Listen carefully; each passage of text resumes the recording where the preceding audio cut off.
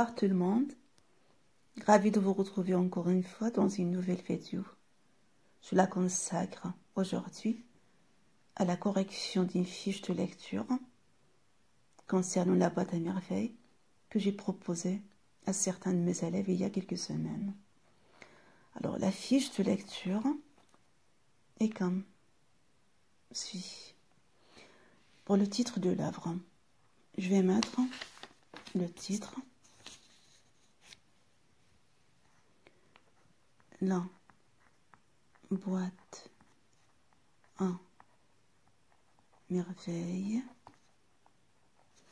Je souligne le titre. La date de l'écriture de l'œuvre, c'est 1952. La date de parution, on dit la date de parution ou bien de publication.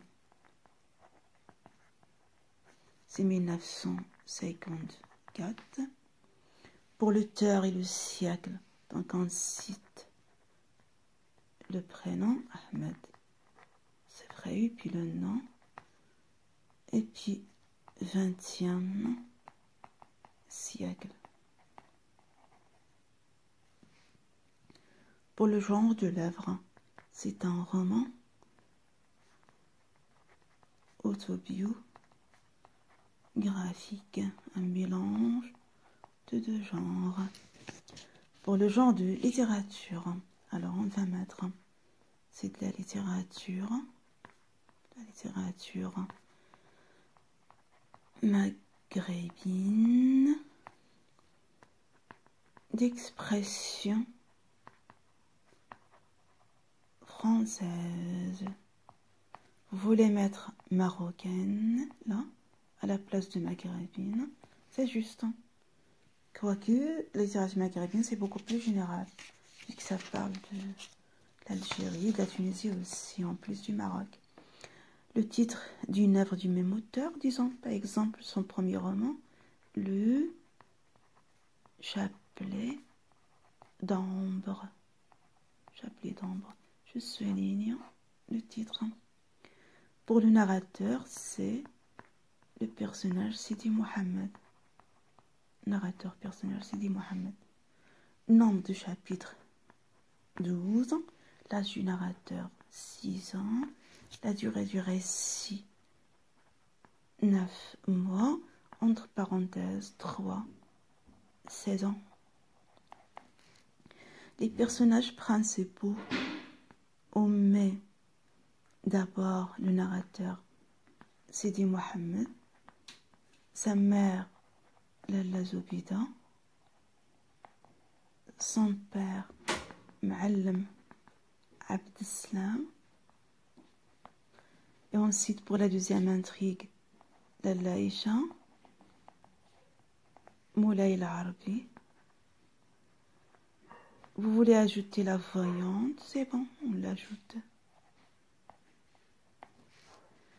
Prénom et métier du père, donc on a Ma'alem Abdeslam, le prénom c'est donc Abdeslam. Le métier c'est un tisserand. Vous voulez mettre tisseur, c'est encore juste. Éléments perturbateurs, on va citer deux éléments perturbateurs, c'est-à-dire les deux éléments qui concernent les deux intrigues qui sont différentes, qui vont en parallèle. Alors on a d'abord la faillite ou la ruine du père. Alors vous pouvez mettre le père qui perd son capital lors d'une dispute avec le glad ou le souk. Pour la deuxième idée, c'est-à-dire l'élément perturbateur de la deuxième intrigue, nous avons la discussion du remariage de Moulay l'Arabi. Pour le contenu de la boîte, nous avons ce qui est cité dans la quatrième couverture. Nous avons un cabochon de verre. Nous avons des clous. Nous avons des boutons. nous avons des épingles, nous avons les perles, et vous mettez 3 points de suspension. Pour les thèmes les plus dominants, on commence par la voyance.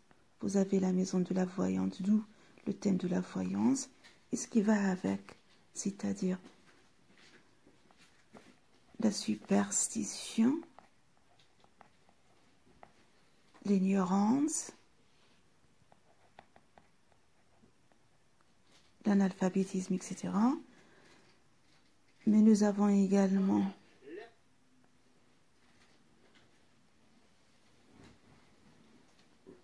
le voisinage, la solitude, le bonheur, etc. Alors pour lieu du récit ou bien la ville du récit, nous avons l'ancienne Médina d'Éphèse. Pour le temps du récit, ça raconte les années 20 du XXe siècle. Pour les lieux décrits ou fréquentés, d'abord la maison de la voyante,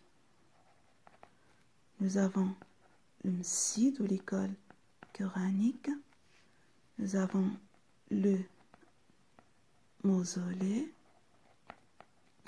nous avons le bain mort, Vous voulez ajouter également des endroits comme la maison de la Laïcha, la maison de Sidla al-Rafi, mais on signale aussi le souk des enchères. Alors pour le symbolisme et la fonction de la boîte, on va dire tout simplement que la boîte permet à l'enfant d'accéder au monde invisible, au monde merveilleux. Si vous mettez également que la boîte lui permet aussi de surmonter sa solitude et sa tristesse, c'est bon, c'est une bonne réponse. Voilà en gros ce qu'on peut dire à propos de cette fiche de lecture. Donc vous avez le titre, la date d'écriture, la date de publication, le nom, l'auteur et le siècle, le genre de l'œuvre, le genre de littérature, le titre d'une œuvre du même auteur, le nom du narrateur, le nombre de chapitres, l'âge, la durée du récit, les personnages, prénom et métier du père, puis les membres perturbateurs pour la première intrigue et la deuxième, le contenu de la boîte, les thèmes dominants, lieu du récit, le temps du récit, les lieux décrits ou fréquentés, et puis le symbolisme et la fonction de la boîte à merveilles. Alors merci pour votre attention et à la prochaine vidéo.